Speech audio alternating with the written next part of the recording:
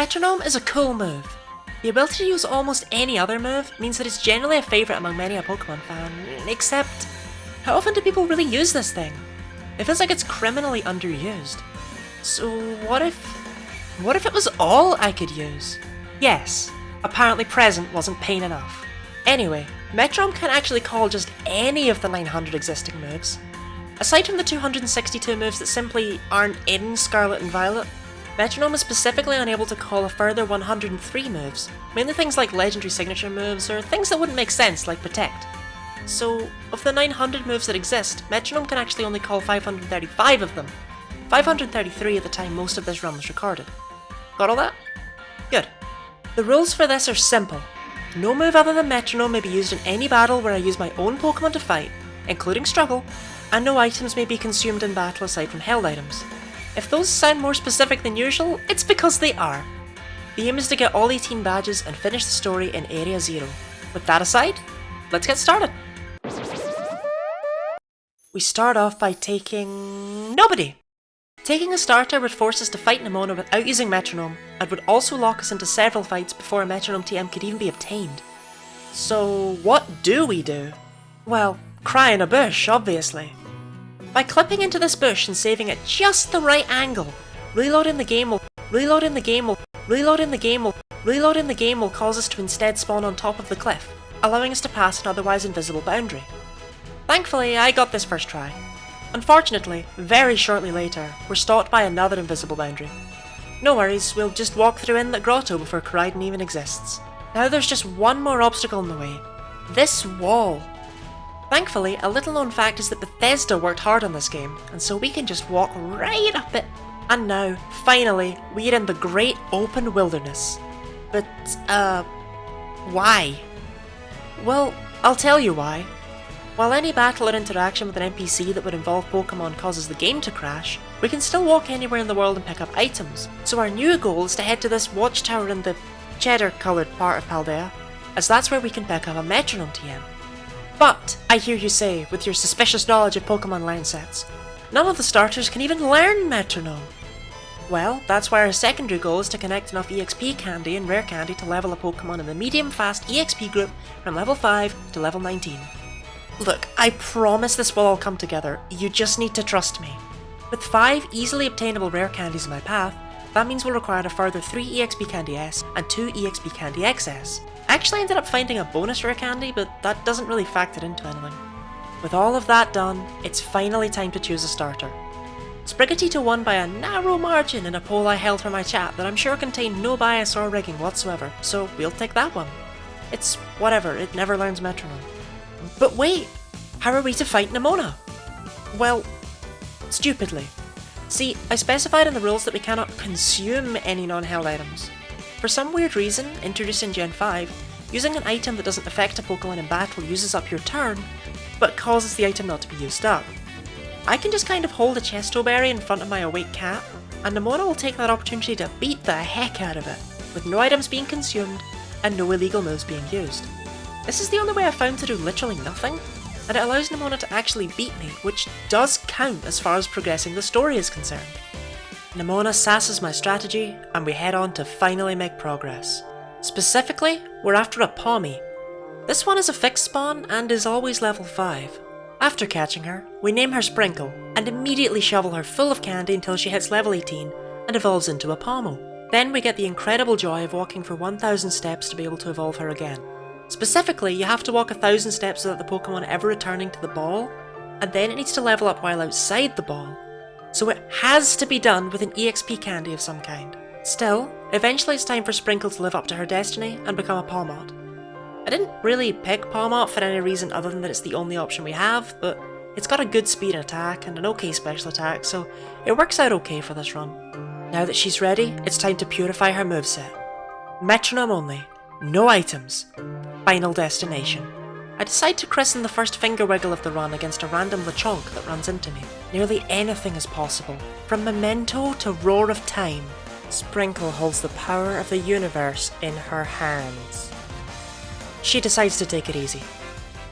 Technically now is when we need to deal with Koraidon, but we kinda already went through the Inlet Grotto, so whatever. On the other side, we meet up with Best Boy Arvin, Lord of the Sandwiches and previous owner of my Bikosaurus. After he questions my ability to look after Koraidon, Sprinkle decides to no longer hold back, power washing his squavit into a mere 0.1% of germs. Barry Scott would be proud. On our way to school, we catch a platypus named Duck. Golduck is pretty balanced and so is fine for this run, but it doesn't particularly stand out. Cloud9 is a nice niche though, I guess. However, we lack a further Metronome TM for him. Crafting Metronome TMs requires Igglybuff fluff, which is easily obtained in the nearby area, and Hapini dust, which I kinda just have to pray for. There is one fixed Hapini spawn, but it isn't enough to get the 3 dust we require. For future use, we also catch a Ralts named Wally. But as with Duck, we have no TMs for him yet. My plan here is Gallade, to have a good physical attacker with an alright speed and special attack, and good bulk on the special side. And also, as the final gun for our ever-growing mantelpiece, we capture Sproul, the Shroodle. Grafaiai is actually way better than you'd think, with a very good speed and decent stats in both offenses, though it's definitely not going to be around forever. That's all of the decent Metronome Pokemon we can realistically catch right now, and even if they can't use the move, they can at least gain some experience in the back. As we finally begin to head to school, Nemona shows up and demands a rematch, likely assuming I will be trying my patented show a cat some fruit strategy once more. However, there is very little she can do against my level 19 Pawmot. Quaxley receives a kick to the face, and her Pawmi literally cannot hurt Sprinkle, as she has Volt Absorb. No size of Lightbulb hat will protect you from Dragon Claw. With that, we get a much cooler Lightbulb hat for Sprinkle, beat up some bullied dropouts just looking for friends, and then finally arrive at school for our first and only day. Here we get introduced to the game's 3 storylines. I can finally, truly embark upon our adventures, never needing to learn again. As much as I love Arvin and want to fix him, I decided it'd be better to first tackle the Cortondo gym, and so head out west, as Nemona wanted. However, before arriving anywhere near Cortondo, my Hapini slaughter investment finally pays off, and I'm able to make a second Metronome TM. Yes, it really is that much effort to make just one. Teaching Metronome to Sproul doubles our PP and gives us a useful resist for the first 2 gyms. We are ready. Well, after rolling an olive. Okay, now we're ready. Time for our first gym battle against Katie the Bug-type gym leader. You know, Katie. Classic insect pun. She leads with her Nimble, and I make a mistake leading with Sproul, as she's simply too weak to take full advantage of good move rolls like Rock Slide. Still, she surprises me by taking out the Nimble without taking any damage, so I leave her in versus Tarantula. After a bit of back and forth with useless moves like Power Swap, it's clear Sproul isn't winning this one. Still, I refuse to switch her out and give Katie a free hit on me, so I roll the dice once more and get another Power Swap. Okay. Sprinkle comes in, and it's clear this is just what I should have done from the start, as even a non-stab, non-super effective, not even the better offensive stat Freeze Dry is able to score the KO easily. Katie's final Pokemon is a Teddiursa with a cool hat, but it's no match for the very slightly over-leveled Sprinkle, who deals over half with Moonblast and takes very little in response. Tired of playing with her food, Sprinkle spits up a Sludge Bomb and scores the KO, earning us Gym Badge number 1 and our first badge in general. The next logical step from there is to finally help out Arvin with his sandwich dreams in finding and taking out the Stony Cliff Titan. Crab gotta die! Finding the Titan is easy enough. I mean, it's a giant crab. But we still only have 2 Pokemon with which to fight it. Leading with Sproul just as before, we get off a decently powerful Endeavour and Water Gun, alongside a Dragon Breath and a Powder Snow, before she falls. I'm proud of her, I did not expect 4 attacks. Sprinkle can easily clean up from here with a Mud Shot. Well, clean up before the Titan Claw runs away. We chase it down, catch it eating a huge leaf, and then Arvin shows up to carry it, help us. Disarming Voice does very little, but block against Arvin's Shelter is literally a free turn, as Arvin is far too alpha to bring more than 1 Pokemon with him anywhere. Arvin's Shelter can do around 1/8 of Clough's HP each turn, so if we can just help it survive, then victory is essentially guaranteed. Sproul decides that passivity is incredibly boring, and whips out a Spin Out, one of the most powerful moves she could have used. It does around as much as Shelter's Water Gun. Still, another block means we're making good headway here.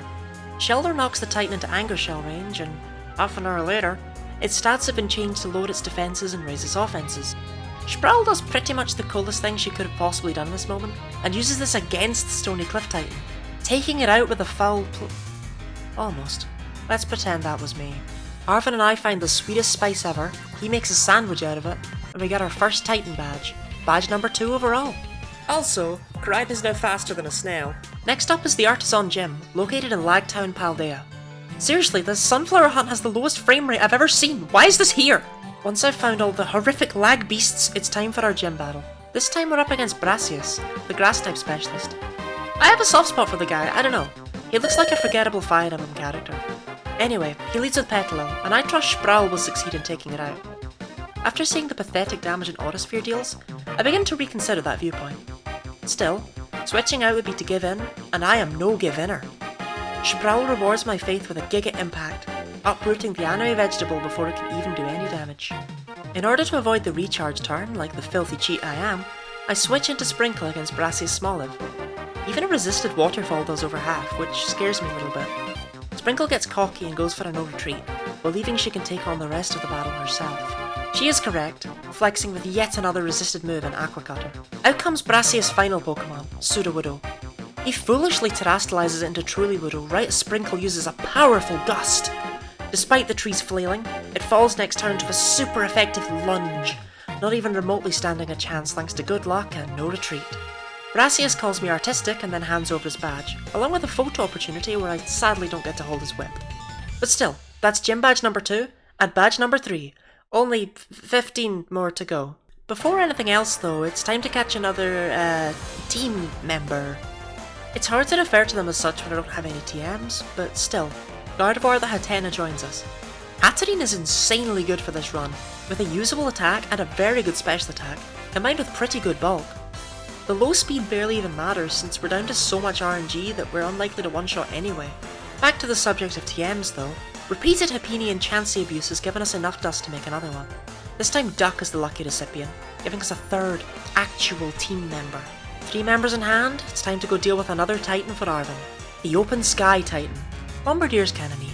Anyway, Duck gets one shot. Whoops. Let's just pretend that never happened. I terastallize Sprinkle to resist any flying moves that may come her way, and she does pretty good damage with a Vice Grip, followed by a huge defense boost from Cotton Guard, making it so she takes next to no damage.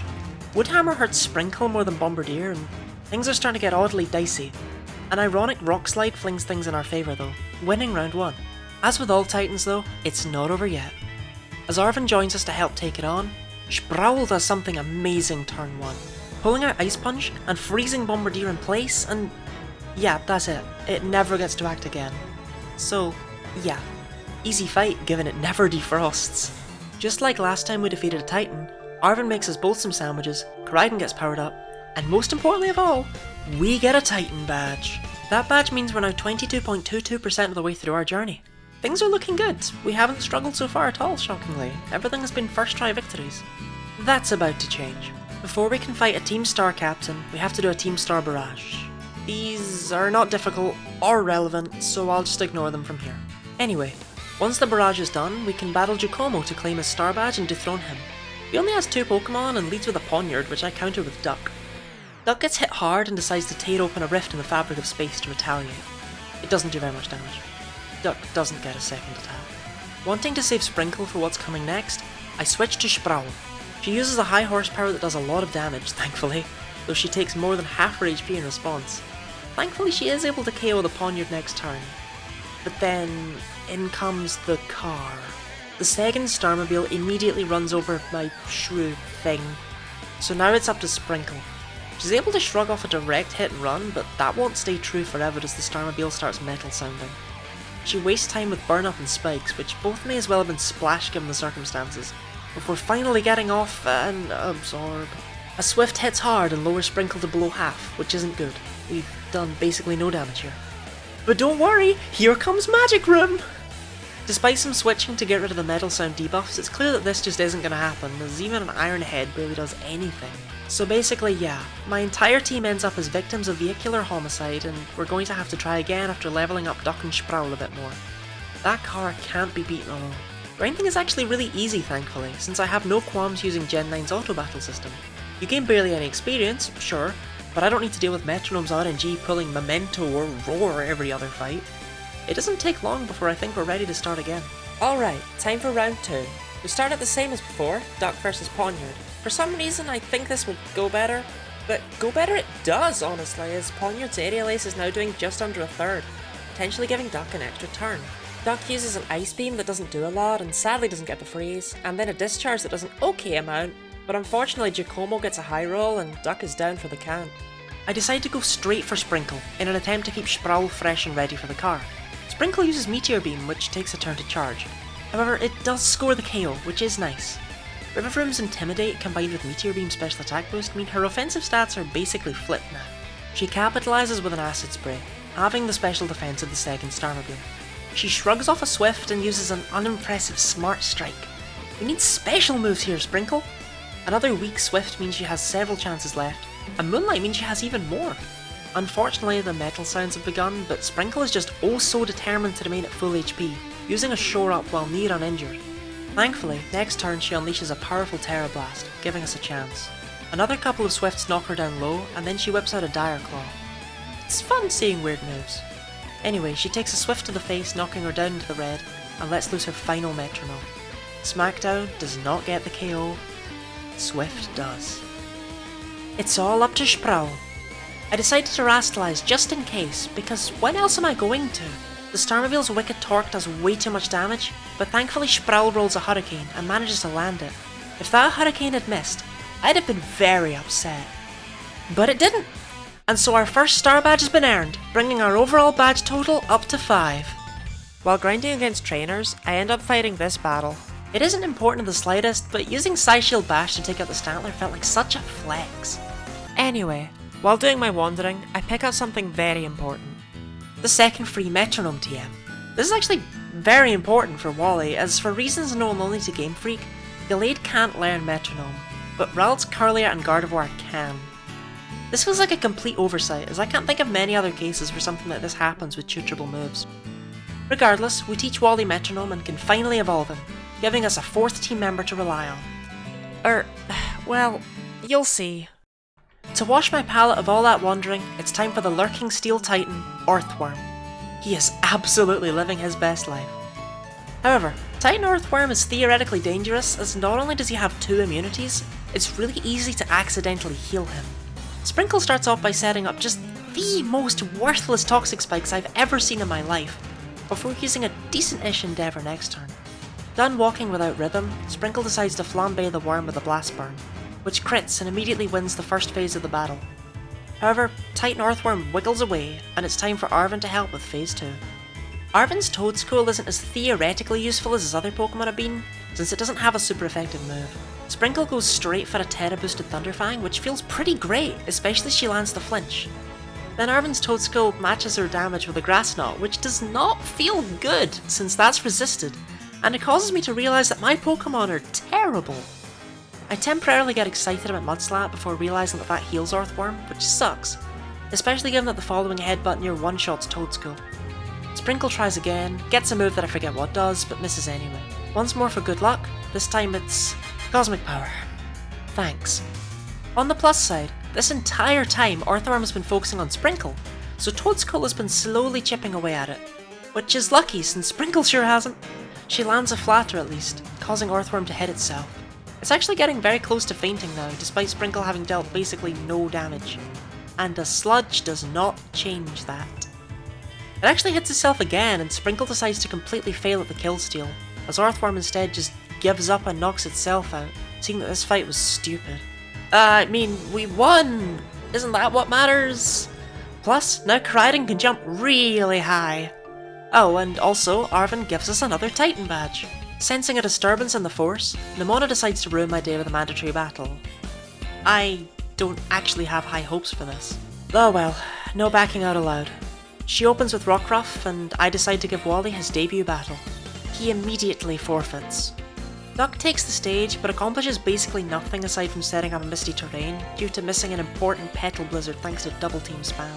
Sproul fares a bit better, immediately hitting with a lunge, before deciding to just be weird with Psych Up and Hone Claws. Just attack, you darn shrew.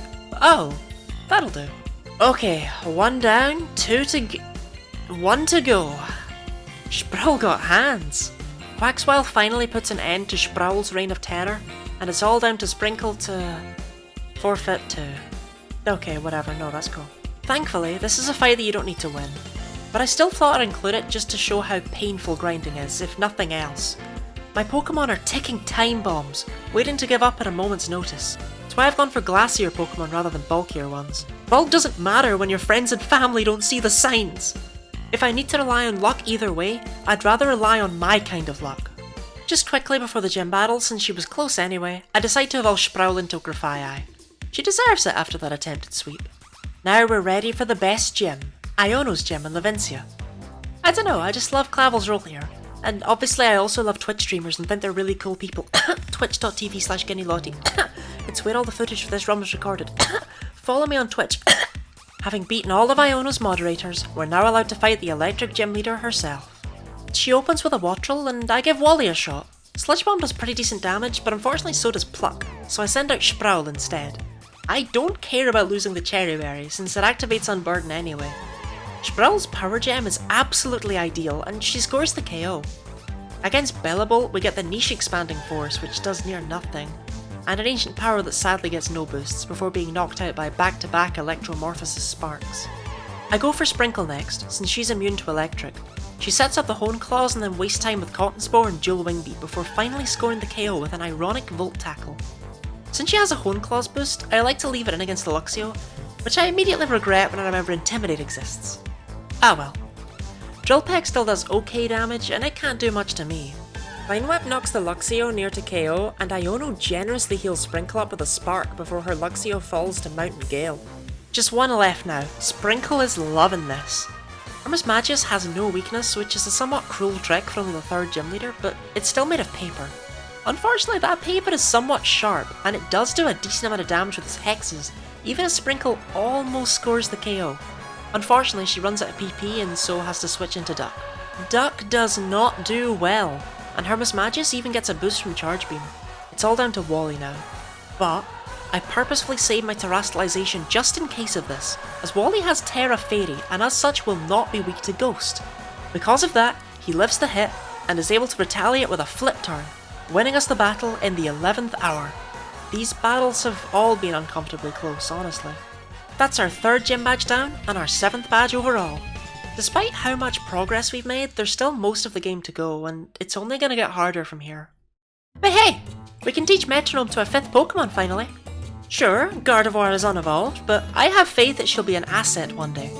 Alright, let's just get this over with. Mela sucks to fight. I know, she only has 2 Pokemon. It doesn't matter. Her Torkoal leads with Drought, but thankfully Duck just ignores the sun. Somehow. He's on Cloud 9, just roll with it. Lumina Crash is actually an exceptional starting move, giving us a good way to hit this Torkoal with future attacks. Physical attacks might as well just be chip damage, and soon enough Duck decides he's had enough of this and just leaves. I send in Gardevoir since, well, she doesn't really matter. Which is lucky as she's immediately cremated. Duck returns to the stage and decides to use Solar Blade in some weird attempt at ironic humour. It doesn't really work out for him. Thankfully, the sun is now gone, and Sproul can live a Flame Wheel as a result. We'll ignore the burns, and Sproul just ends up not using a single offensive attack. Thanks, Sproul. Sproul. And then Sprinkle just breaks me. Oh, you fucking kidding me? She at least makes up for it somewhat next turn with a Terrain Pulse, but this Torkoal has almost single-handedly destroyed my team. Why is this happening? Another status move, and then we finally get a powerful special move to finish this thing off. Somehow though, I doubt this will be the successful attempt. The Shedder Starmobile is faster than God and has speed boost to just rub it in further. Our moves just aren't doing enough damage compared to the strength of Blazing Torque, and Sprinkle falls quickly. Wally is nearly one-shot and doesn't even attempt to fight back. He's a lover, not a fighter, and that just doesn't work out against oncoming vehicles. This was not the only time I lost to Mela. I tried again, and again, and again, leveling up a few times to see if my luck would improve, and it simply would not. Although I did discover that for some reason, moves like Explosion fail against the Starmobiles. I wasted way too much time trying this, honestly, given I could just go and fight more gym leaders or something instead and come back later. But yeah, these cars are no joke. On day 3, I rethink my strategy completely, and decide that I'm going to need to take this challenge seriously with some new Pokemon. First off, Wally's going in the box. He embarrassed me against Nimona. I grab a Teddy Ursa, since Ursa Ring is very, very good. It's like a bulkier Hatterene with less offenses, but most importantly of all, it can use a Violite in Gen 9. Yes, even though it is physically incapable of evolving into Ursaluna. Don't question it, it gives me something phenomenal to work with here. Luna will fit right in. I also swallow my pride and grab a Riolu. I may not be a huge fan of Lucario, but it was built for this challenge. Fantastic typing covers for its somewhat lesser bulk, and it has very good offenses in both stats alongside a highly workable speed. Ryu is my friend and I love him. While grinding up our new friends, I bump into some kind of sick Litleo. It can't learn Metronome, but I still wanted to flex. Eventually, the grinding reaches a purpose, as Ryu loves me enough to evolve. I also ended up grabbing Metronome TMs for him, Gardevoir, and Luna, so we have a full team of 6 Wagglers at long last. For some reason, Kofu trusts me completely with his funds in an auction. This makes me question what his gym challenge usually is, but that's irrelevant as it's been way too long since we earned a badge. Let's do this. Vault and Veluza! I open out with Ryu to really show him off as the team's new powerhouse. Perhaps he was a tad too underleveled, but he's determined to just roost it up. Well, sometimes all you can do is your best. Time to go nuclear with my ridiculous EMT Marmot herself. She first goads the Veluza into coming at her full force, and then takes it out with a charge beam. No, of course I don't get the boost. Why would you even ask that? Kofu then sends out 3 Pokemon at once, and Sprinkle decides to use the most broken move in Pokemon history, and presses F with the force of a small sum. Just as Ace left, while I have 5 team members remaining. Having gazed into the afterlife, Sprinkle questions the stars themselves as to the purpose of life. While gazing upward, a massive hammer smacks her in the face, and she lives on 1 HP? Dang it, Ryu, this is all your fault for being a friendship evolution. Letting the cosmic power go to her head, she lashes out one last time before falling. Not doing particularly great damage in the process, but it's okay. We can still rely on Sproul after all. Teeter Dance could be good, and indeed the cards fall on my side of the table. Smackdown is not great, but hey, it's damage, and with so many remaining Pokemon, chip damage is all we need. Unfortunately, Crabhammer still hurts like crazy. Pound is a stronger option than it seems due to stab, but come on, it's Pound. Still, I get lucky once more, and Crabominable fails to attack, and then misses due to a scummy Minimize. Sproul decides to do something incredibly stupid, and uses Swagger when the Crabominable is right about to break out of confusion, effectively just giving it a free Swords Dance. Thankfully, it misses Crabhammer, and Sproul follows up with a far superior hammer that would honestly have probably just one-shot Crabominable from the start. Just now, while writing the script, I realised that my brand new Pokemon literally did nothing to help me win this. But still, a badge is a badge, and this makes Gym Badge number 4. On the way back to try our luck against Mela again, Duck gains enough experience to evolve into Golduck, making him less of a waste of space. Alright, car time. As before, she leads with her Torkoal, and I start off with a newly evolved Duck. Fire Lash isn't exactly a great start, but it at least gets a defense drop. Thankfully, Clear Smog does basically nothing. Yes, I'm over-leveled, but blame the difficulty of getting TMs, not me. Grassnot actually does way more than I expect due to a nice crit, and Torch Song is nice to give a special attack boost before Duck grabs the KO with Drill Peck, outlasting the sun. The Shedder Starmobile comes out, and things could still go south. Well, except Blazing Torque doesn't do much, and Duck hits a smokescreen to give us an advantage over time. Despite the Torch Song boost and the level difference, Autosphere still only does around a 7th. Yeah, this car sucks. Unfortunately also, this is Duck's last Metronome, and Leaf Blade is honestly a total whiff before falling.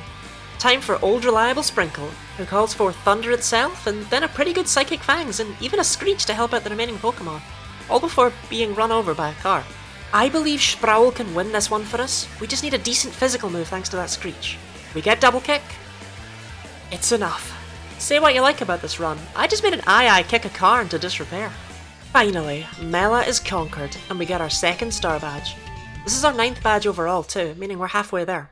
On the way to our next destination, Gardevoir and Luna evolve, making them less terrible. Atrom still isn't that good yet, but at least Ursaring is fully evolved. Kinda. Arriving in Tagtree Thicket in preparation of our next badge, we catch an Impidimp named Dimple. Grimmsnarl is a very fun Pokemon for this challenge. Its bulk is sorta there due to its HP, and it has a good attack stat and a serviceable special attack stat. But what we care about here is Prankster. Metronome is a status move. Dimple will literally always go first in battle, whenever we find another Metronome TM. Regardless, he won't be of any use on the Poison Team starbase. Yes, another car so soon. My heart breaks. Atticus drives up in the Ninjamobile after we deal with the requisite Team Star barrage, ready to battle. While Mela merely had 2 Pokemon, Atticus steps things up with 4, opening with a Skuntank. I start with Ryu since Steel is immune to poison, so what could go wrong? Beating a flamethrower, I make an immediate switch to Duck. Instead, it actually uses Sucker Punch, which not only fails this turn, but will fail literally every turn. So I have some time to kill here. Or I would if it didn't wisen up and go for Toxic. Ah well, Dig is pretty clutch and does over half. A surprise Venoshock throws me off, and I wish I'd just left it in Ryu. At least Terra Blast does a lot before Duck succumbs to his poison. I bring in Luna next, since I actually want her to get poisoned due to Guts. Skuntank obliges, and Luna scores the KO with a Petal Blizzard. Still, despite Guts, she's being worn down by the Venom. Ancient Power doesn't help much against Muck, but thankfully Sludge Wave is weakened by the Eviolite. Sandstorm is a stupid choice, but oh well. It's Luna's last move before the poison claims her. She tried. Due to the Sandstorm, I want to bring Ryu back in, but then the game starts to absolutely chug as it rains over the Sandstorm. Very well made game right here. Clear Smog may as well have been Splash, and Muck retaliates with Mud Slap! Disgusting! I wanted to add any more RNG to this, I switch in Gardevoir, who misses with a dual wing beat thanks to the Mud Slap! See? It would have sucked! Tar Shot lands, which isn't exactly helpful, but oh well. Since the Sandstorm's gone, I bring in Sprinkle, hoping for a Thunder in the rain before Mud Slap wears me down. I don't get it, but I do miss a Scale Shot, which is basically the same thing. Reversal next turn does absolute beans, but thankfully Muck is just using Sludge Wave instead of Mud Slap. Bell Stinger is similarly awful, but a Power Gem nearly takes the Muck out before its final Sludge Wave lands the KO. It's not looking great here. Sproul starts by setting up a workup, and then a Misty Terrain. The eventual Perish Song is a complete waste, since this Muck has like 12 HP remaining. Sproul writes a small note saying that 3 turns is just too long, and exits this Mortal Coil early. It's all up to Ryu now. Ryu taps into his mystical power, taking out the Muck and boosting his special attack. It's time for the Baby Car, which outspeeds and nearly one-hit KOs with Bulldoze. Yeah, oddly, this is not a winning attempt. These cars, man! I didn't even get to see the big car! Having learned my lesson from Mela, I just ignore Atticus for now and go to fight Larry for the 5th gym badge in the Medallia gym. I literally just remember the answer to his gym test from a previous timeline, which he will not let go unpunished. His Komala starts with Yawn, so I switch Luna into Ryu to avoid falling asleep. Jaw Lock is okay, I guess, but then another Yawn this way comes. I decide to just deal and get rewarded with Misty Terrain, which prevents sleep. You'd think that would just shatter Komala's whole worldview, but whatever. Light Screen just does wonders against Larry's entire team of physical attackers, thank you Ryu! At least Tail Slap does somewhat decent damage before he falls. Sproul thankfully picks up the spare with an extra sensory before switching back to Luna for the Dunsparce. Shift Gear could be okay, I suppose, although Hyper Drill hurts a lot. Rock Blast hitting 3 times is honestly pretty great, but Glare turns this into more RNG than necessary, and Luna completely fails at getting a Guts boost by being paralysed twice in a row. I guess it's time to hope Sproul can make magic happen again, but Flame Whale just is not that, and then we get fully paralysed again before using an ironic safeguard and falling to Drill Run. Thanks. Oh well, at least this means Duck can't be paralysed. Now he just needs to hit. Instead, he soaks the Dunsparce and wastes time with Power Split and Attract, which caused me to realise that for some reason, Larry's Dunsparce is female. A Volt Switch next turn completely wastes that Attract, however, and Gardevoir falls to a crit before doing anything at all. Duck wastes even more time with Feather Dance and gets paralysed for it, nearly taken out with Drill Run, before finally landing a Dragon Rush. It's basically now a 1v1 since Duck's just kinda sitting. After the half-hour cutscene, only Sprinkle and Staraptor are left standing. Sprinkle tries her best with a Clear Smog, but Facade deals over half her HP. Icicle Spear unfortunately only hits twice, and yeah, we can't beat Atticus or Larry. Uh-oh. And I do try both a couple of times too. It's clear something here needs to be rethought. Since nothing else is working, let's just go to the desert and try the Quaking Earth Titan. Why not, right? Gardevoir shudders. She knows we shouldn't be here. At least, I doubt she's cold, it's the desert. Rapid Spin does a lot, Bullet Punch does not. Perhaps this was a mistake. Gardevoir shudders no more. Duck's Crunch doesn't do much, likely due to the lack of fangs. He gets very annoyed about this and then puts Great Tusk to sleep. He goes for the horn, and then gets upset and eats an egg. Finally, Great Tusk awakens and defeats the Kappa. Luna's up to bat next, and Facade does okay, I guess. Channeling the power of 3 eels sharing a rock is one of the best things we've seen all battle, and honestly, that's just sad. Time for Ryu to try his luck, and Quiver Dance could be good if we get a special move. Fairy Wind sure is one of those, and then Ryu, rounds of Phase 1. I did not expect to win that. In honesty, Phase 2 is not only less interesting, but also far easier. The entire fight boils down to exactly the same as the previous attempt, but now we have Arven. And so long as we tank hits for him, his Scovillain will win for us. Unfortunately, Arven's Scovillain faints just before the end, and it's down to me. Aqua Jet does truly piddly damage for a critical super effective move, but I appreciate the attempt. Sproul decides enough is enough, and uses Gigaton Hammer to... Ryu decides enough is enough, and uses Bar Barrage to... Oh, come on! Luna decides enough is enough, and uses Slash to finish things off. Talk about down to the wire. That's one more Titan down. First try, somehow. Titan badge number 4 and badge number 10 overall. Filled with a renewed vigour from that unexpected success, I begin training up Dimple in preparation for the future, since the rest of the team gains from this too. After a long while, I feel over-prepared enough to return to Larry. I lose again, but I learned a few things from that attempt. I now know his Komala will just waste turn after turn against Gardevoir with Sucker Punch, which will always fail. A Chesto Berry means I can avoid the sleep from Yawn for a little longer too. Gardevoir misunderstands what Dual Wing Beat means and uses it twice in a row for some reason. It takes a while due to a second Yawn, but eventually the Komala falls to a Dynamic Punch, having done no damage thanks to AI brilliance. Up next is the Dunsparce, and I've learned to go with Luna. Violite plus Guts means that she can handle a few of this thing's Hyper Drills and benefit from its glare too, provided she doesn't waste time with too many special moves. Although, ironically, she does nearly finish it with a Leaf Storm before falling. Duck gets glared at by both me and a snake for time wasting, and then pulls his finger out and takes it out with Leaf Storm. How random is Metronome actually? Still, it's finally time for Staraptor. After the literally over a minute long cutscene that I didn't mind before starting the stupidest challenge run ever, it knocks Duck out. Time for my ace. Sprinkle only managed to do a little damage with payback and stored power before also falling, so that's not good. Kinda relying on her to pull her weight here. Larry's first 2 Pokemon are nothing compared to this beast. Gardevoir deals no damage and also falls. We're running out of Pokemon. Dimple's still new, fresh, in training. Seismic Toss is nice, but not nice enough to keep him alive. It's just Ryu left now. His Drill Run barely misses the KO, and he won't survive another Aerial Ace. In a last-ditch effort, he uses Mach Punch second and clutches out the win. Larry, why were you so tough? Whatever, Gym Badge number 5 is ours, and we never need to fight Larry again.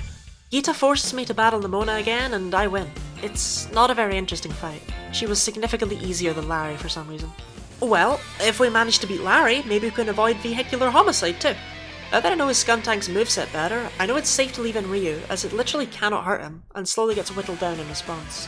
However, that doesn't mean he can't hurt himself. Thanks to that little martyrism, I have to rely on Duck. Thankfully, he's able to finish what Ryu started. In comes Muck next, and Round, Aqua Cutter and Eruption are enough for Duck to take it out. Here comes the baby car, the one that ended things last time. A Noble Roar, I guess, gives us a better shot at this. Bulldoze does basically nothing thanks to that, and doesn't even lower speed because of the Clear Amulet. Duck rends apart space again, and does near nothing, and several turns of wasted potential pass by before Duck barely misses out on the KO with a Terra Blast. Ah well, he did his best.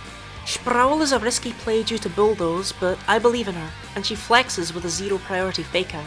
Now it's time for the big car, the true menace. The Navi Starmobile comes rolling in and does way less damage than I'd have thought a car running over an eye would do. Sproul gets several turns to do things like Vice Grip and Steel Wing as a result. Spore fails, but Draco Meteor hits hard, and then we get a very disrespectful and useless Toxic Spikes before Sproul goes down. Still, that's almost half of its HP. I'm proud. Luna comes in, pierces herself on the Toxic Spikes to pump up those muscles, and spreads her metallic bare wings wide and slams them into the car, before thrashing it apart. My intoxicated grizzly bear ripping a car to shreds, earning a Star Badge number 3. Finally, we've overcome Atticus. I get confused about the intended badge order and head off towards Alfornado. Along the way, Gardevoir evolves into a Hatterene and stops being basically useless, and Dimple evolves into a Grimmsnarl. This might be the wrong gym, but with these two, we have a pretty solid chance. First though, we must dance. And completely fail at using Roar of Time. That bad omen aside, it's time to begin our fight with Tulip. She opens with Frigiraf, and I go for Ryu. Ryu decides he wants nothing to do with this and blows up. A crit means it almost got the KO though, so whatever. I try out Dimple and completely forget Armor Tail will make this Frigiraf immune to all of his moves. Whoops. Gardevoir takes some nasty hits on switching and ends up almost knocked out before finishing the overdue giraffe with an echoed voice. 1 down. I return to Dimple for his Pathra, and it seems to have nothing to use but Shadow Ball. The gym leader movesets in this game are not great, and I am okay with that. Flash Out manages to get the KO since it's stab, and sometimes it's fun to use a move that is literally unobtainable right now. In comes Duck against the Gardevoir, since I'd like to save Dimple for later. However, surprise! Energy Ball time! Thankfully, Duck does lower it below half before falling, which is impressive. Time for Sprinkle, who I terrestrialize as pretty much always to get rid of the Psychic and Fairy weaknesses. Spirit Shackle lands the KO, and now there's only one left. Largus comes out, and this thing has beastly special defense, so we'll need some physical hits. Slash is physical, but Moonblast nearly KOs even with the defensive Terra, and then the follow-up Psychic lands the knockout. That is not great. Dimple gets one shot before being erased by Moonblast, and he uses it to use acupressure to increase his evasiveness? It's for naught, but I appreciate the attempt. Bear time. Moonblast is not a 2-hit KO, so we get 2 moves, and Night Slash is almost everything we need. One more roll of the dice, why do these always come down to this? Luna waggles her finger and gets a critical struggle bug. That absolutely mattered. I don't care. That's a first try win. Gym badge number 6, and for the first time in this run, I'm starting to feel positive. The positivity keeps on coming as I find a very in vogue snow run on our way through the mountain to our next gym battle. Still can't learn Metronome, so not my problem. Arriving in Montenevra, I pick up some performance enhancing mints, since we have 6 gym badges now, so the pharmacist respects me. Thankfully, the Montenevra gym challenge is one of the most straightforward, so we can get straight to the battle. It's a double battle though, so we have twice the opportunity for things to go wrong. Rhyme leads with Banette and Mimikyu, and I go with Luna and Dimple. Immediately, I realise an issue. I can't choose which opponent to target, so literally every attack is a 50-50. Thankfully the Banette has Sucker Punch, so it won't be doing anything for 5 turns. Dimple and Luna work together to take out Mimikyu with an Iron Head on turn 2, and also seriously weaken the Banette without having been harmed much themselves. This is going well. Houndstone comes in next, and Dimple takes out the Banette with a Barb Barrage, but a surprise play rough deals a lot. Toxtricity out next, and this is it. Rhyme's last 2 against my first. Dimple's Ice Hammer nearly one-shots the Toxtricity, which hurts back with Discharge. Thankfully, I learned that if Final Gambit fails, it doesn't KO you, so that's nice.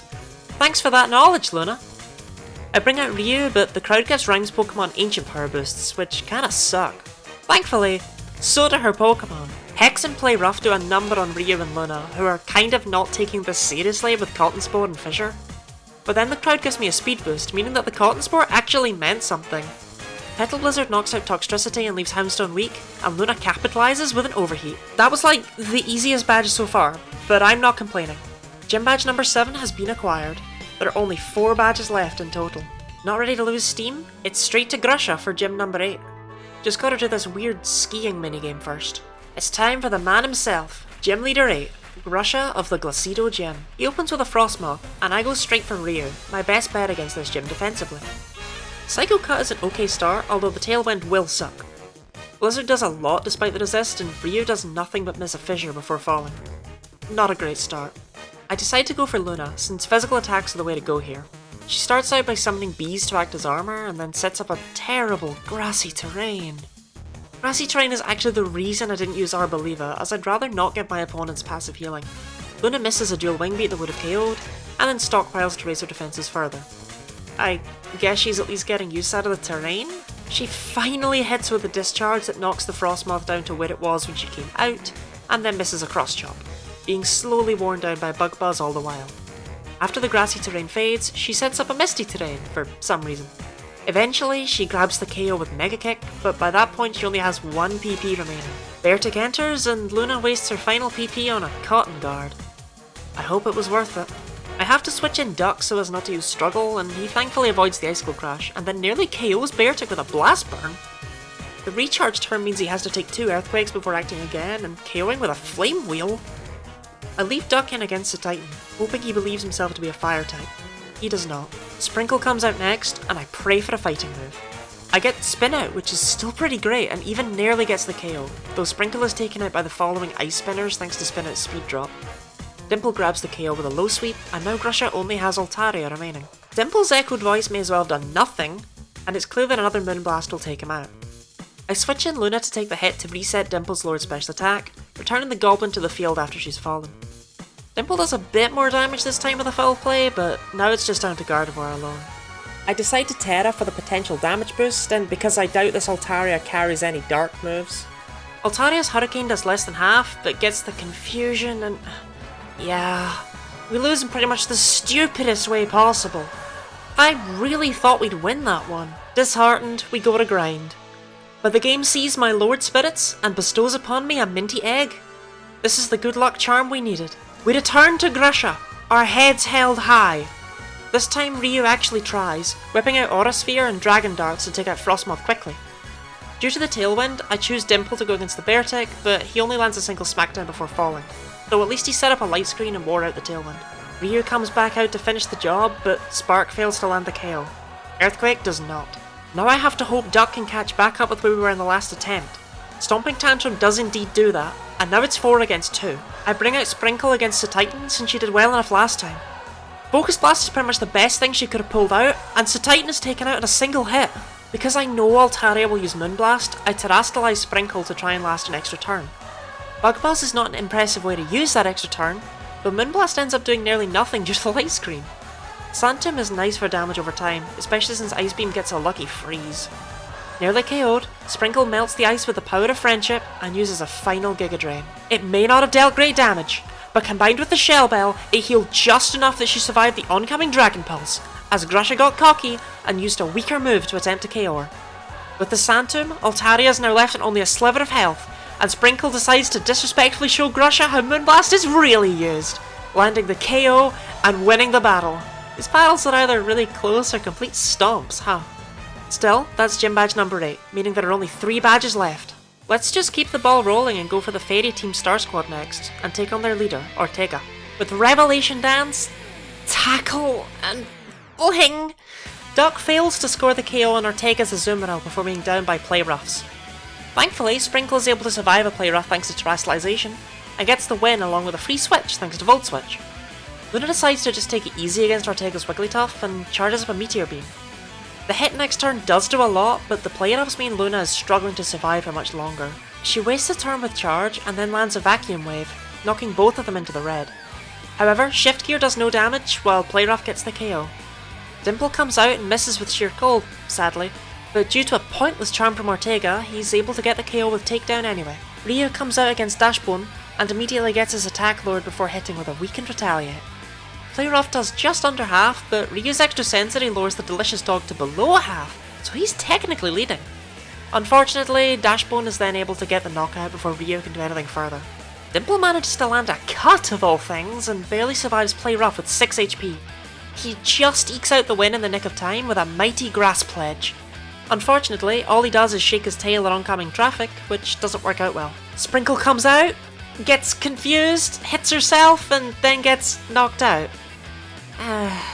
Not ideal. It's all down to Gardevoir now, who gets confused, but ignores it to land a Shadow Punch, dealing just under 10% of the Ruchba Starmobile's HP. Her next turn sees her barely live a spin out, and in our moment of need, she uses a Dragon Rush. Thanks. These cars are just built different, I guess. Not to be deterred, I just immediately try again. The result deters me. Time to beat up more eggs, I guess. It would definitely be a good idea to get Sproul ready for this. Egged up with plenty of experience and cholesterol, it's time to try one more time. This time I lead with Sprinkle against Azumarill and Terrastallize right away. She opens with a mighty Hyper Beam, which deals just over half, but the recharge turn signs her Death Warrant. Or it would, but Aqua Tail misses and Leafage lands a very clutch critical hit, getting a KO I absolutely did not deserve. Actually, no, I deserve all of this.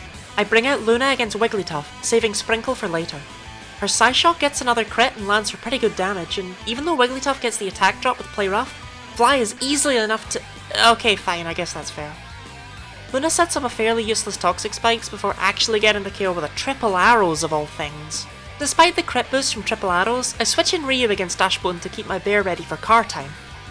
Playrough gets another damn attack drop, and Baby Doll Eyes just adds on to that, but Ryu lands a critical hit with Drill Run, ignoring the drops before landing the KO with an Air Slash.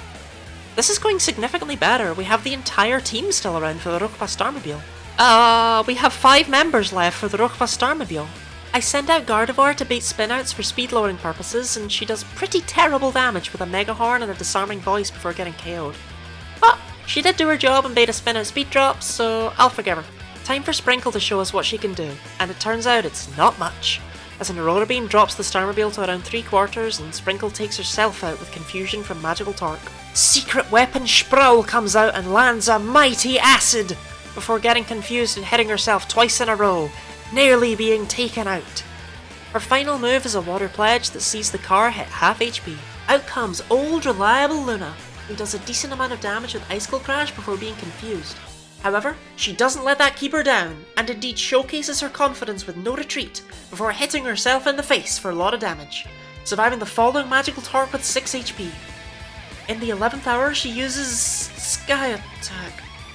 Although, miraculously, the car misses its attack, and next turn is taken out by my Winged Bear. That wasn't a roller coaster of emotions. That was the entire theme park. Regardless, it's Star Badge number 4.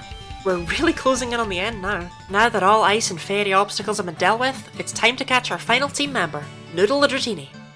Dragonite is just an exceptional Pokemon for a run like this, with a very good attack and a very usable special attack, good defenses all around, and fairly good speed. Its only downside is how late in the game we could finally get it, especially with so many of the final threats being good against Dragon. We quickly get her to evolve once, and then twice, and she's ready to join us as a fully fledged team member. Car Nightmare, temporarily on hold, will face off against the false Dragon Titan. Titans have so far just been a lot easier than the other badges. Sprinkle does okay damage with Assurance, Bug Bite, and a 2-hit Rock Blast, which, given how terrible those moves are, gives me a lot of hope. I bring out Noodle for her debut, and she starts to set up with Swords Dance, before using a special move anyway. It's a powerful stab special move, but still, it's the principle of the thing. Hurricane actually nearly lands the KO itself though, and a quick attack finishes the job. That was smooth. Scarily so. Time for round 2 with Arven's assistance. As usual, round 2 is easier than round 1, even if it does begin with Sprinkle using Bind. Entertainingly, Order Up doesn't boost any stats on this Dondozo, as mechanically there isn't a Tatsugiri inside it. That might have actually made for a hard fight. Sprinkle punches with the wrong element as the bind damage continues to add up, and then next turn deals an okay amount with Icicle Crash since Arven just keeps spamming Tail Whip. A Shadow Claw does a lot, and then Arven's Greedent knocks Dondozo into the red before the bind takes it out. Didn't even need to switch. Unique to this Titan is a third phase, as Tatsugiri is the true false Dragon Titan. Sprinkle opens with a Revelation Dance, but really this fight is nothing compared to the Dondozo, who is already a pushover. Lunge deals a lot, and Arven's Greedent knocks the Tatsugiri to below half before fainting. Sprinkle uses possibly the weakest possible Hydro Cannon in existence before she falls also. I bring in Dimple for the easy KO and call Earthquake for the first time all run. Taunt is actually a serious problem, as my only move is a status move. Oops. I switch in Gardevoir, who thankfully does not get taunted and deals a lot of damage with a high jump kick before using Attract, which interestingly hits. I didn't know this at the time, but the Titans all have fixed statistics, including gender, even though that isn't displayed anywhere. Anyway, Clear Smog nets us the win. That marks Titan Badge number 5 and the end of a second path set. We just have one more badge remaining, although it's a dreaded car. Also, Arven's dog is now cured, so honestly, we've beaten the game as far as I care. Everything else is just bonus content. Alright, enough stalling. Time for the final team star battle against Eri, the fighting type master. I open with Dimple against her Toxicroak, and it thankfully doesn't have dry skin, so Razor Shell does a lot. Poison Jab does more, however, and I'm immediately down a Pokemon. I use Luna in the hopes of poison, but Toxicroak's Pack and Brick Break, which ends up taking out Luna before she even deals any damage. I hate to bring it out so early, but it's time for Noodle. Poison Jab still does way too much, and gets the poison, and Mega Drain barely does anything in response. A critical Poison Jab knocks Noodle down low, and she barely escapes with Parting Shot before succumbing to the toxins. Sprinkle also does not want to be here, and uses another Parting Shot. Okay then. I switch Noodle back in just to soak the hit, and then go back to Sprinkle, having lost half of my team to a humanoid frog. Rock Throw does not do a lot. Heck, Poison Jab does more despite the Toxicroak's halved offenses. Agility is a psychic move, yes, but not a useful one. And then Leaf Edge is still resisted. Tail Slap finally lands the KO, but Sprinkle is nearly down. This is ridiculous. Horn Drill doesn't even hit against Pissimian, letting it knock Sprinkle out. Seed Bomb does more than I'd like to Gardevoir, who actually manages to one-hit KO Pissimian with a Hyper Beam. But here's where it all goes downhill. Annihilate is not my friend. Annihilate is my worst enemy. It one-shots Ryu. It actually one-shots most of my team with its surprising coverage, although it doesn't even need it half the time due to Rage Fist. Rage Fist gets stronger the more times Annihilate is hit, and with most of my damage being chip damage... Yes, this was a loss.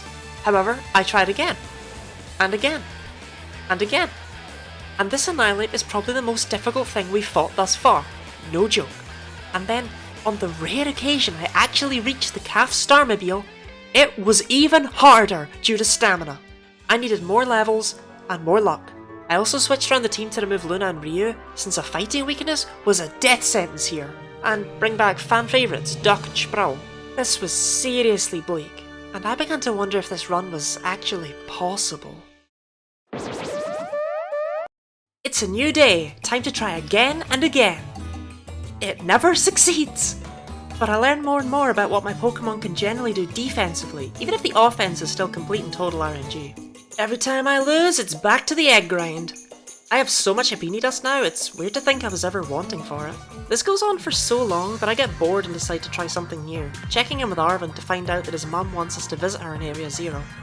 Before Arvin will let us go there though, he challenges us to a battle. It doesn't go well, and he ends up knocking out my entire team while still having more than half of his remaining. It wasn't even interesting enough to document, it was pretty much a complete slam against me. Many more eggs later and I finally think we may be on Eri's level. Well, statistically we're actually way above her level, but details. The battle begins with her Toxicroak against Gardevoir. I've learned by now that if I Tera Psychic on turn 1, I only need to weather one Poison Jab before she uses Sucker Punch for 5 turns, giving Gardevoir 6 free turns to KO this thing, provided she doesn't get poisoned. Magical Leaf is terrible, Bug Bite is even worse somehow, Parabolic Charge is pretty good thanks to the HP recovery, Aqua Ring is acceptable to keep Gardevoir fresh for the car, and Mountain Gale finally gets the KO. That's half of Gardevoir's PP gone. Sprinkle comes out against Lucario, since I know she can handle it if she wants to. Brine does around a third, and Aurasphere does a bit more back. Bubble Beam at least gets the speed drop I suppose, and then Icicle Crash nearly gets the KO before Sprinkle falls first. In general, if a Pokemon has really low HP left, I trust Dimple to outspeed and get the KO, which he does here with Leafage. Then, using the Clear Amulet, Noodle has little to fear from Pissimian, since Rock Tomb doesn't do too much, and it doesn't get any kind of speed drop. Future Sight all but guarantees that Noodle will get the KO after a couple of turns, and Fire Pledge helps cement that, with Noodle barely hanging on from a critical hit due to Friendship just as Future Sight gets the win. But that was all just a warm-up. Now the real battle begins. I send in Sproul against Annihilate, because she will take 2 close combats before falling, massively lowering Annihilate's defences. It won't go for anything else, because nothing else will get the KO. However, she misses with Electro Web, and Yawn fails due to Vital Spirit, which sucks. However, a Clutch Leaf Storm does do a lot, before Eri uses a 3rd close combat for some reason. If we can just hit this thing, it will fall. As always when something has low HP, I bring in Dimple, whose Power Trip is not enough to get the KO. He's hit hard by close combat and taken out before getting another chance. Uh-oh. Noodle is my fastest remaining Pokemon, and she thankfully outspeeds Annihilate. She wasn't doing that a few levels ago. Unthankfully, she uses Axe Kick and takes herself out. Duck is basically all I have now, and it outspeeds with Rage Fist. Duck barely clings on, and thankfully gets the KO with Air Slash. Out comes the car, and all I have left are Duck and Gardevoir. Duck thankfully clings on with Friendship and lands a Hydro Cannon that deals nearly half. If Gardevoir could just land a good special move, we can still win this. She comes out. I pray. Spin Out doesn't do very much, but we barely have 5 turns due to Metronome PP. Seed Bomb is not what we need. Ember deals a decent amount, but not enough. Gardevoir waggles her finger, sensing the urgency, and rolls a clutch Hurricane. It misses. If that Hurricane had missed, I'd have been very upset. That miss actually seals our fate. Waterfall doesn't deal enough damage, and Psyshock comes at the wrong time, since it's affected by stamina. We lose. Yes, Gardevoir hasn't been knocked out, but she's out of PP. I would probably win with struggle, but that's against the rules that were set at the start. It was incredibly hard to stick with this result since I had been at this for hours, but I had to be consistent in my rules and call this a loss. Another few attempts, many more losses, none as close as that. I even try to take on Rika just to achieve something, and I lose to her third Pokemon. Eventually, after banging my head against the same 3 walls for over 5 hours, I get a run where I reach Eddie's car with 3 Pokemon remaining. And then, something miraculous happens. Something unheard of. Show me Moonblast! Oh! My prayers have been answered! There's no way this attempt will go badly. Duck Shockwave does a third of what the Calf Starmobile has left, and Leaf Storm finally gets the KO, which caused me great delight. Yes! I don't care about your eardrums or my lungs. That is the final badge of the game. All that's left are the final battles of each path, none of which should be anywhere near as bad as that godforsaken car, and then the true final battle itself, which I'll worry about when I get there. Since Arvin was a bust last time, it's time to try our luck against Clavel, who claims to be the boss of Team Star. His Oranguru can basically do nothing to Dimple, as its only move to hit dark types is foul play. Clavel is a genius, it must be said. Dimple starts by setting up spikes and then deals just under half with a Hyper Beam before falling asleep from yawn, stalling me a couple of turns until he wakes up and finishes the job with Pin Missile. Up next is Ryu versus Abomasnow, since it has no moves that Ryu doesn't resist. Aurora Veil sucks though. E-Crush comes just a little too late, as it would have done significantly more last turn, but oh well. Ice Beam knocks Abomasnow below half, and it uses Wood Hammer to weaken us both. Ryu actually manages to barely survive a final Wood Hammer due to Baby Doll Eyes, outlasting the snow and therefore the Aurora Veil before grabbing the winning attack with Metal Claw. Gyarados is out next, and I leave Ryu to soak up the Intimidate. He does not last long. I decide that, despite Gyarados having Earthquake, Sprinkle is the best bet as the most expendable. Gyro Ball and then Coil are worthless, and I end up having effectively wasted a Pokemon. Oh well, it happens. I trust Dimple, who does a pretty good amount with a critical aerial ace, but nearly gets taken out in response. Thankfully, his bite hits the mark, and up next is Amoonguss. This thing has Toxic and Spore for some reason. Noodle gets a Hydro Pump at so much the wrong time it's not even funny, and then uses Soak to really moisten that mushroom. She's being worn down by hexes, but actually does an okay amount with Sucker Punch, which feels oddly validating, and then lands the KO barely with Beat Up. Clavel's Poltegeist is up next, and it cannot hurt Luna. All it can do is burn her. Spoilers! She's into that! Her Razor Shell does a beastly amount, and activates Weak Armor, which is purely positive for me. Unfortunately, the Teapot then completely ignores the judgment of God before finally falling to a particularly cold fist. Pokemon is a weird game sometimes. Clavel's last Pokemon is a Skeledirge, and I want to start with my Pokemon who either resist fire or are weak to Ghost, so he doesn't use Torch Song. Noodle actually opens with a Morning Sun, giving her 2 more chances to attack. Payday is pretty terrible, but Wild Charge drops Skeledirge to below half. I decide it's low enough that I can probably trust Luna to get the win. She Terastallizes and takes a Torch Song decently well. However, it doesn't matter, since she then lands a powerful hit with Rock Throw. That was strangely underwhelming, but oh well. That fight actually took quite a few attempts, and Skeledirge was definitely the worst starter I could have gone up against. So, thanks for that. Winning against Clavel unlocks the fight with Penny, the final battle of the Starfall path, but I actually suspect Arvin will be easier. By which I mean I try fighting Penny and lose twice and it isn't even close. Shh! Anyway, that's not important. Let's fight Arvin. I open with Luna against his Greedent, since she's just incredibly solid all around. Opening with Sandtomb can definitely be worse, but sadly Greedent doesn't land the Paralysis and Body Slam. Agility is, sure, something, but at least Sandtomb is putting in work. Then Luna goes for Petal Dance, which actually combines with Sandtomb to get the KO. This is more miraculous than it seems, as Arvin's Garganacl swaps right into a one-hit knockout.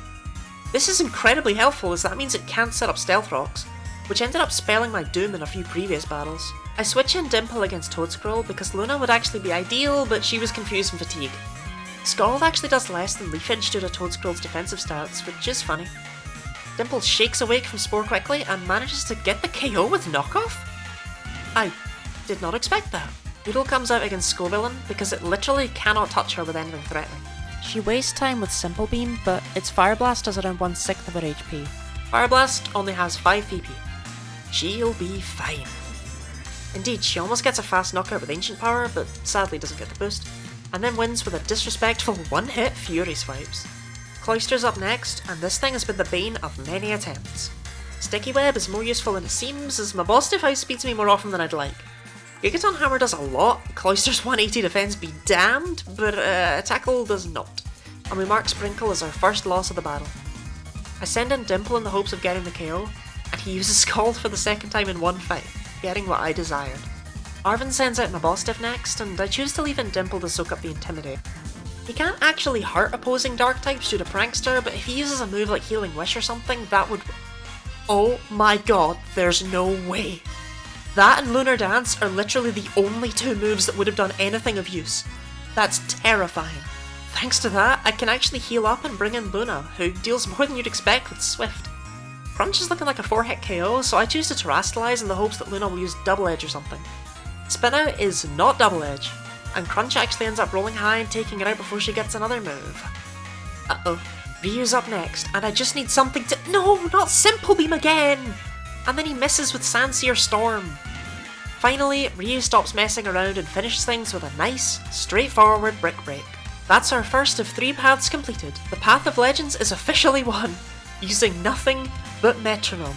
Around here I realised that, for some reason, Arven and Penny are stronger than the Elite Four and the Champion. Yes, really. So I'd actually probably have a pretty easy time with the Elite Four after how Arven went. Things open up with Rika, who starts with her Whiscash. I begin with Gardevoir, who lets me down with a 2-hit Icicle Spear. Rika's next Earth Power annoyingly gets the special defense drop, so I switch to Noodle and then back in order to reset that and get a lucky Blizzard miss. He at least does okay, I guess, but I'd really like a Grass move. Fiery Dance is distinctly not a Grass move, and Gardevoir gets knocked out for her troubles. As always, low on health, time for Dimple. He uses Barb Barrage to finally take out the Catfish, and it's time for Noodle to come in against Cameron. Her Ice Punch nearly knocks it out in one hit, despite this being one of the only Pokemon on Rika's team not weak to ice. Misunderstanding, Noodle whips out Ice Hammer, smashing the humps back into that camel's back. I bring out Luna against Donphan, and Revelation Dance actually does a pretty good amount. She wastes a Wild Charge, but then wins with Fire Lash, which is nice. I decide to leave it against Dugtrio since, well, it's Dugtrio. She also throws away a Volt Switch, and then does a good deal with Swift before succumbing to the sand that Dugtrio set up. Low HP. You know what that means. Although Dimple actually fails to capitalise, instead using Growl and Double Team before finally winning with a Shadow Claw. All Rika has left now is Clodsire, which actually doesn't carry any offensive poison moves, so Dimple's kinda safe. It does have Protect though, which has the potential to make me cry if I miss out on a really good move. Protect and water moves means it takes me a few turns to actually damage it, though I do smile when it misses with Toxic due to Terrastalizer. Eventually, I finally get a hit in with Meteor Mash, even getting the attack boost, and with only 1 PP left, Dimple gets the KO with Fire Punch. All in all, a fairly easy victory. Before battling Poppy, I actually realise I don't have a good amount of revives, and if I don't play my cards right, I may end up needing to fight the champion with only 5 Pokemon, so hopefully that doesn't happen. Alright, time for the youngest and creepiest Elite Four member in the series. Steel types are never fun to go up against with movesets like mine. I open with Sprinkle against Copraja, and Fiery Dance does a lot, and gets the boost, which I'm pretty happy with. Growth boosts Sprinkle's offensive stats even further, but her Copraja whips out a supplies to play rough, which really sucks. Thankfully, Fire Blast gets the KO, but the odds of a sweep are now slim. Bronzong's up next, and Fell Stinger really isn't enough to save Sprinkle from my fate, sadly. I go for Dimple since this is probably his best time to be used in this fight, and he wastes time with Stun Spore before taking massive damage from Iron Head. Wild Charge does a lot, but Iron Head does more, and Bronzong notches another win in its bell. I hope Ryu will achieve something now, but Mudslat fails due to Levitate, and Earthquake does a lot in return. Burn Up also fails completely, and Ryu's near to fainting. And then, Muddy Water misses. Thankfully though, that Stun Spore finally means something, and Ryu flexes with Skill Swap, giving himself Levitate and therefore avoiding the Earthquake KO. He then sends up Misty Terrain and faints to a Zen Headbutt anyway. This Bronzong is sweeping me while paralysed! Noodle doesn't even get the KO with Aurora Beam, but then finally lands it with Circle Throw. This is now a 3-on-3. Poppy brings in her Corviknight, which is immune to Mortal Spin and does more than I'd like with Brave Bird. Razor Leaf might as well have just been regular Leaf, and then Brave Bird takes out my dragon. I bring Gardevoir in and Terrastallize defensively so that she won't be weak to Steel, and she manages to do a decent amount with Bubble Beam. Still, Brave Bird knocks her low, but then she goes for Sleep Powder, giving us a few turns to recover HP from leftovers. Theoretically.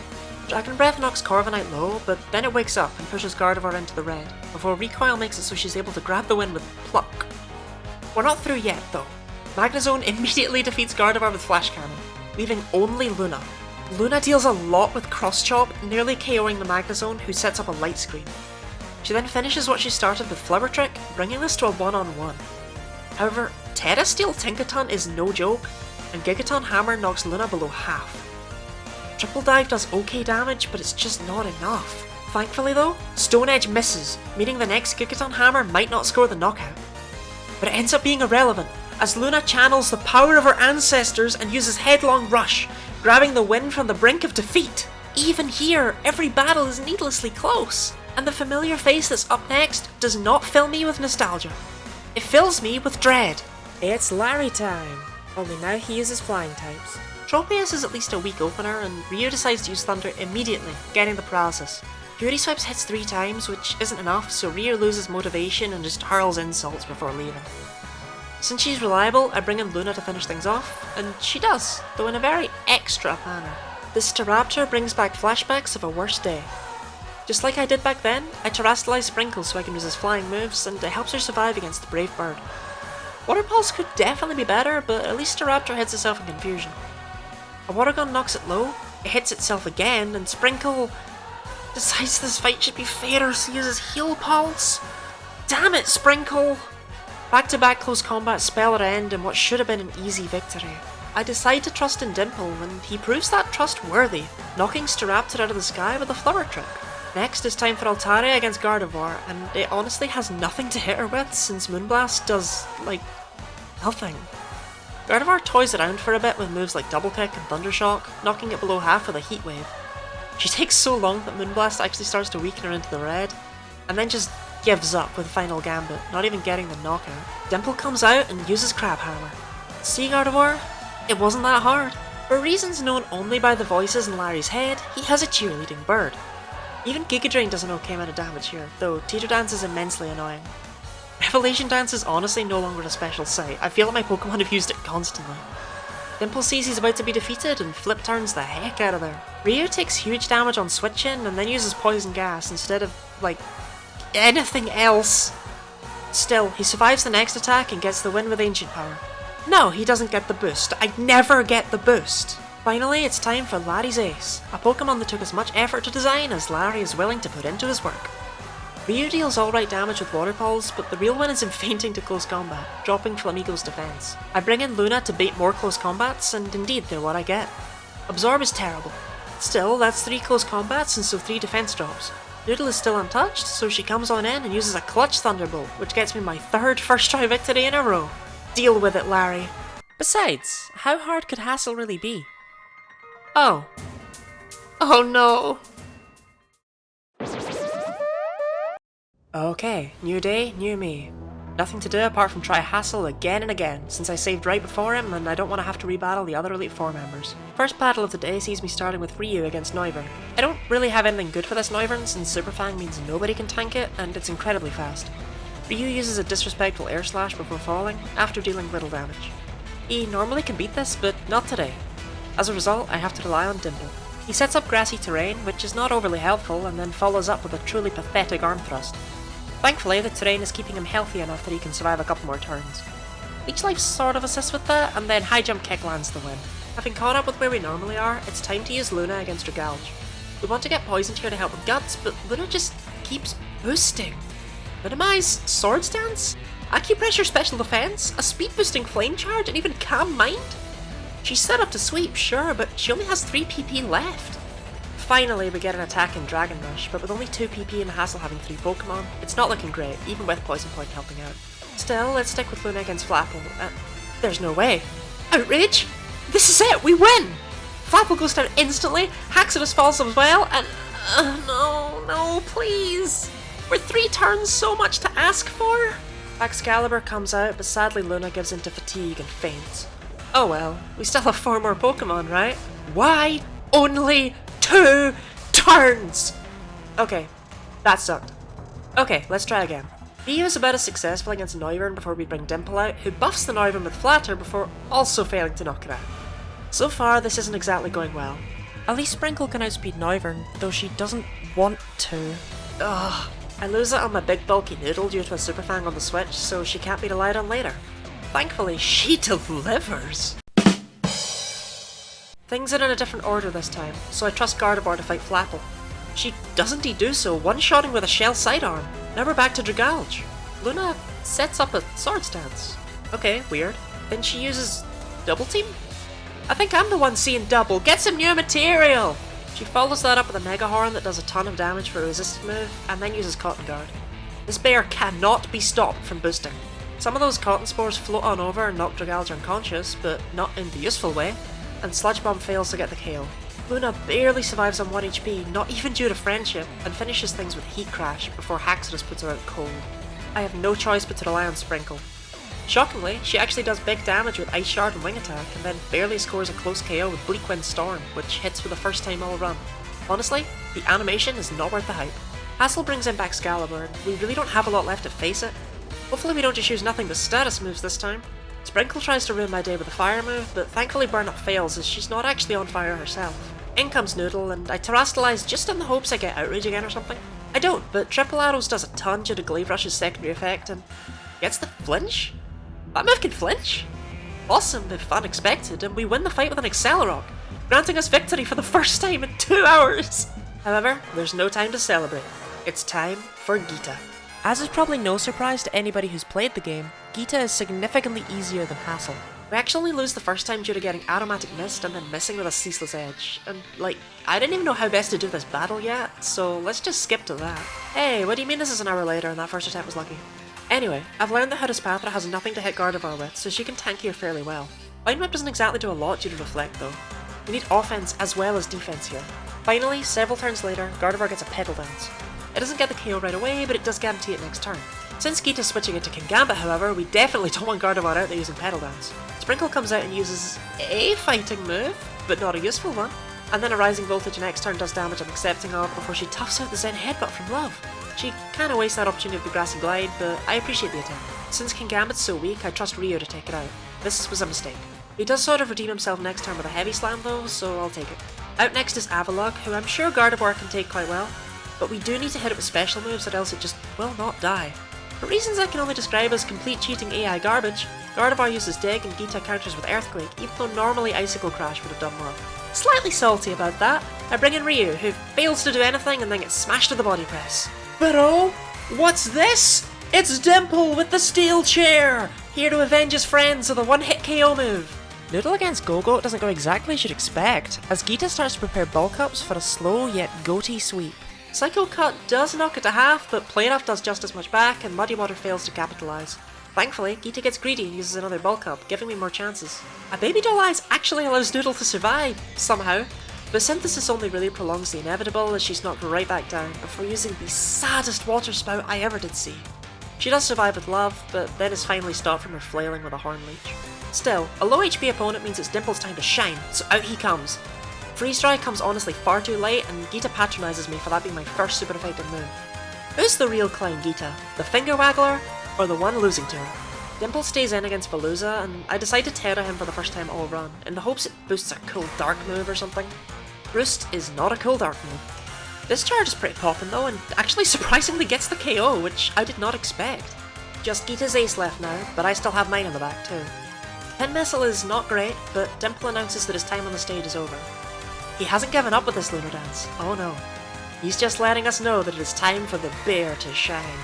She comes in, gets poisoned by the barbs on the ground, and rushes straight at Glamora, taking a Terra Blast to the face before ending everything with a Flying Pro. She can only take one more hit from here thanks to the poison. And this is it. Last chance wiggle to just get literally any offensive move at all. Mach Punch. We did it. Using only Metronome, we become a champion of Paldea. There are only 3 major battles left until this game is completely won. So then, let's not slow down. It's straight onto the Penny Cassiopeia fight with this great music. I assume this fight will be much easier since Penny's team isn't exactly great. Her Umbreon, for example, can do next to no damage to Ryu. In fact, it does literally nothing for multiple turns as Umbreon keeps using Baby Doll Eyes despite Ryu's Clear Amulet. Ryu gets Umbreon down to just a sliver of health before it finally whips out a Psychic, but it's too little too late. Luna is best suited to taking hits from Flareon, and getting burned wouldn't even be bad. Case in point, Flare Blitz is going to be a 4-hit KO and will do plenty to Flareon with Recoil before that point.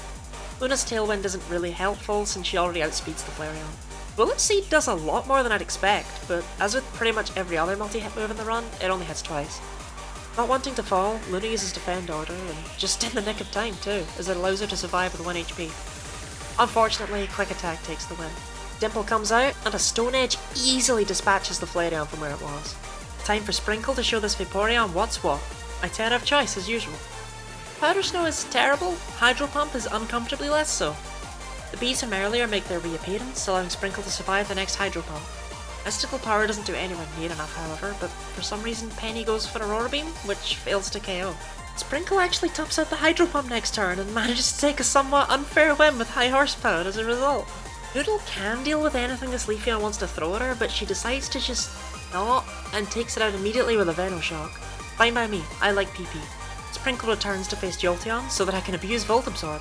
Grassy terrain just adds to her healing, which is nice. Stone Edge manages to do a lot of damage, but Sprinkle is running out of PP. Wrap comes too late, since Sprinkle can only stand for one more turn after this, and all the Wrap damage is really doing is counteracting the terrain. For her final Metronome, Sprinkle unleashes a disappointing confusion, thankfully outlasting the terrain before needing to switch. Dimple pretty much has this guaranteed, and then misses. Thanks, as always. He then finishes things off with a Bleak Wind Storm, so I can't complain too much. And now, at last, the final part of this battle. Gardevoir is weak to Sylveon's Shadow Ball, but she's also Gardevoir, so she'll be fine. Though the special defense drop is incredibly annoying, so I switch it into Sprinkle since she's dead weight now anyway. Gardevoir returns, and Moonblast actually deals enough damage that it'll be a KO next turn despite my switching, so whoops. Powerful Smart Strike deals a tremendous amount of damage, and for some reason Penny lets me utilise Leftovers Recovery instead of just KOing me. As a result, Gardevoir actually survives the oncoming Moonblast and finishes things off with a Nightshade. That was one of the smoother battles of the entire run. That marks the end of our second path. Just one more to go now, and then the end game. And indeed, the end of our third path is just over here. We just need to have one more friendly battle with Nemona. I actually ended up losing this one, but no worries since it's just a friendly. Why is the screen turning black? Why am I at the Pokemon Center? Okay, so it turns out you actually need to win this Nemona fight and this one alone.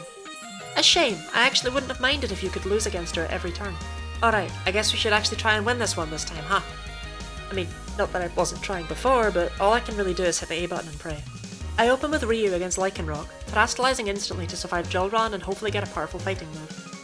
Unfortunately, Nemona goes straight for Stealth Rock, which isn't ideal. Lick doesn't do a lot in response either, but thankfully Lunge is far nicer, allowing Fire Punch to— I swear that happens way too often. And then Bleak Wind Storm? Again? That specific Storm, hitting for the third time against an opponent with nearly no HP left. Is this run just some kind of endlessly looping joke at my expense? Pawmat doesn't appreciate a Sludge Bomb to the face, and then an Esper Wing grabs the KO as well as boosting Ryu's speed. He's sort of setting up for a sweep here, I guess. I am praying for a fighting move against a Dunsparce, but I don't get one before Ryu is taken out with Hyper Drill. We know that Luna can take on a Dunsparce, but when it starts to set up coils, I do not like it one bit. Opponents setting up against us can actually just be a recipe for disaster, since we need a lot of luck to break past that. Psybeam and Stone Axe drop it to below half, but Luna's almost gone. Eruption would have been great earlier, but it's wasted now. The one good thing about this is that Nemona's only used one coil so far. I trust Gardevoir most of all at this point, and indeed she avoids a Drill Run before winning with a Seed Bomb, followed with a high jump kick. Somehow. Look, despite everything I've seen, for some reason Hatterene using high jump kick is the one I question. Lacking anything really good for Earthworm, I switch in Noodle, who cries as she does not love worms. Flame Wheel is really nice, doing half of Earthworm's HP as it misses yet another Iron Tail. Fly is not exactly optimal, but it does do a bit of damage and stall out another Iron Tail. Heavy Slam does absolute beans as Noodle gets repeatedly wormed in the face, and then she takes all the debuffs she's put on Earthworm and takes them. Literally. I swear, Noodle exists just to sabotage me. As a result of her stupidity, she loses this battle. Thankfully, Dimple is not a double agent, and sets up a Toxic Spikes before getting the easy KO with Uproar. I don't trust my shouty ogre to be able to defeat Goodra, so I bring in Gardevoir instead, not realising Goodra is running Sludge Bomb. Gardevoir sets up a second set of Toxic Spikes, which isn't exactly helpful right now, and she's then defeated by yet another ball of sludge. Okay, time to rely on Sprinkle, but this one isn't looking like a win. Stun Spore not only fails due to poison, but also due to Sap Sipper. Sprinkle is quickly knocked down very low indeed before landing a Water Pulse and actually getting the Confusion to proc, causing Goodra to hit itself and giving us one more chance. Sprinkle capitalizes with Fury Attack and somehow manages to clinch out that win. Quaquaval gets badly poisoned, but we simply don't have enough Pokemon for that to make too much of a difference. Thankfully, it doesn't seem to have Aqua Jet, and Sprinkle whips out the most timely Giga Drain I ever did see, dealing over half and then dodges due to friendship. Sprinkle, my love, it's finally come together! Retaliate doesn't get the KO, but it's incredibly close before Sprinkle falls down. Okay, thanks to the poison damage, Dimple just has to do literally nothing here, and we win. Just don't do anything stupid. Anything that doesn't heal it or KO us. He waggles his finger and... Pin Missile. That works for me! We get what's honestly just a really nice scene, meme and all, and come to the end of path number 3. And so, here we are. All of our friends gather together with us so that we can finally explore Area Zero itself and end this game off, once and for all. There's nothing to talk about for most of Area Zero, since despite how pretty it is, Nimona and Arven really don't need me to handle these battles. Penny, on the other hand, does need a little bit of help since her Umbreon is absolutely terrible. Not that I'm much better, but I'm literally just wiggling my finger over here. Anyway, that's neither here nor there. What's important is that we need to defeat AI Seda and save the present day from being invaded by Pokemon from the past. In honesty, I predicted before this battle that I'd be lucky to make it to Seda's 4th Pokemon. The stage is set, and it's time for us to be the hero of the day. Starting with Noodle against Slitherwing, as I don't think it'll have anything to really hit her with, and pretty much any flying move will be a one-shot. Noodle starts out strong with Super Fang, and it's clear from Low Sweep that, yeah, Slitherwing has nothing good for her. I guess there's a reason they all died out. Lunge is annoying though, since it lowers Noodle's attack stat. Send Headbutt seems scary, but Noodle has inner focus, so she can never flinch.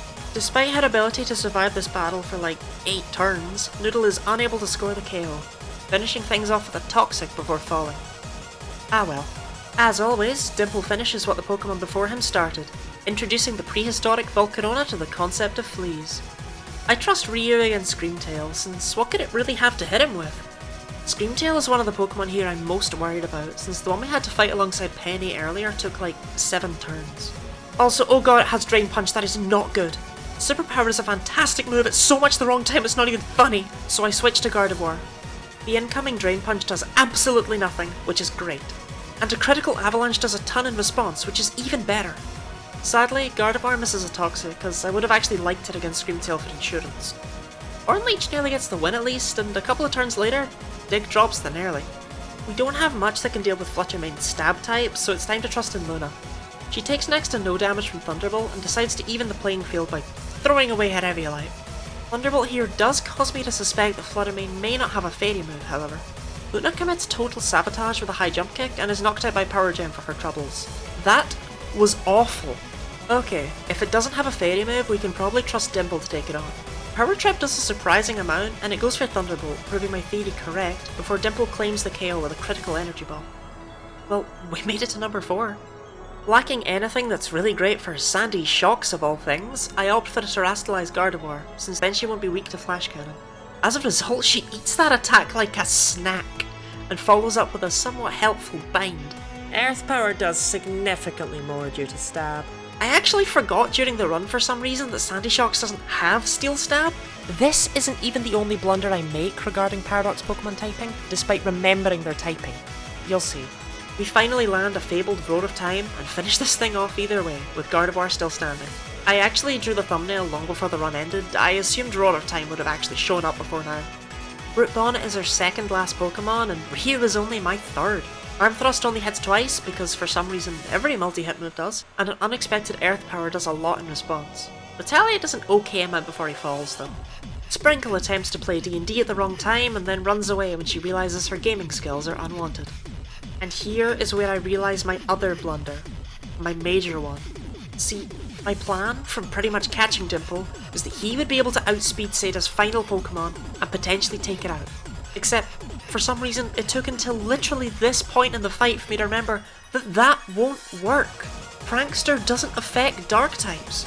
I give up on this attempt internally as a result, though I do still play it out. Gardevoir comes in because Dimple is useless now, and I learned something important.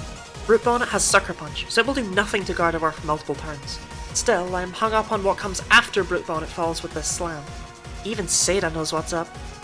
It's not just this run that's screwed.